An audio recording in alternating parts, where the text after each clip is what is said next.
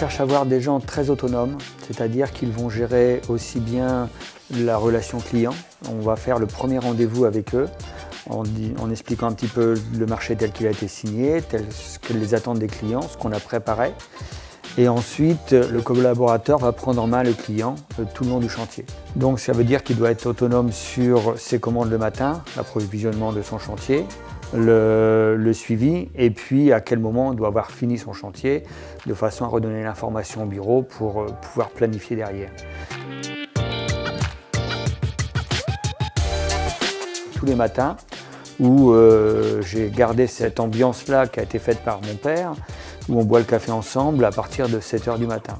Le but, c'est que tout le monde se croise au moins dans cette période-là et on échange un petit peu sur les besoins, aussi bien un outillage important que l'aide que les uns ou les autres peuvent apporter. Moi, je vais avoir fini à 16 h, tu peux aller donner un coup de main à un tel, voilà.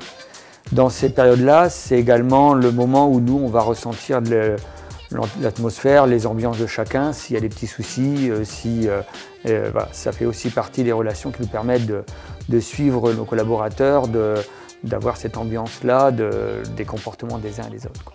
On essaye qu'il y ait à chaque fois au moins 2 personnes qui aient la connaissance d'un domaine.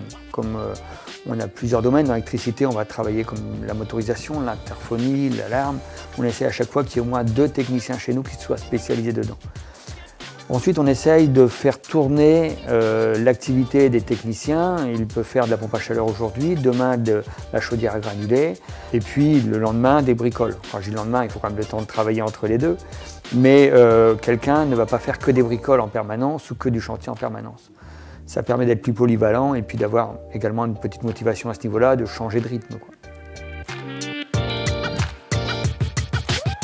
Si je reprends à partir de mon expérience, ça s'est fait vraiment gentiment, c'est-à-dire que des sujets m'intéressaient à travers une formation que j'ai pu avoir, à travers un échange que j'ai pu avoir, et je me disais, tiens, il y a peut-être ça à améliorer dans l'entreprise.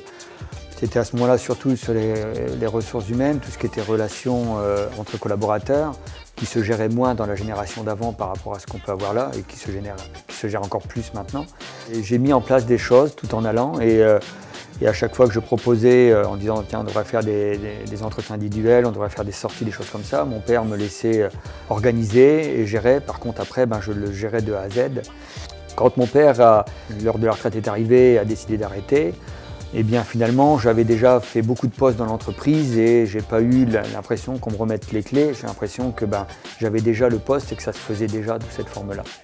Maxime a le même cheminement que j'ai pu avoir, c'est-à-dire qu'il reprend des éléments qu'il va faire évoluer au jour d'aujourd'hui. On va parler de domotique, on va parler de tout ce qui est prime, rénovation.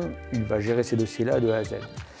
Il est passé dans l'entreprise sur plusieurs postes, ce qui lui permet d'être reconnu à travers les collaborateurs que l'on a, mais également à travers les fournisseurs. Dans l'horizon 4 ans, ce qui est à peu près l'objectif de la passation, si on peut appeler une passation, puisqu'elle se sera faite tout en douceur, et voilà, ça ressemble un peu à la manière dont j'ai pu reprendre l'entreprise.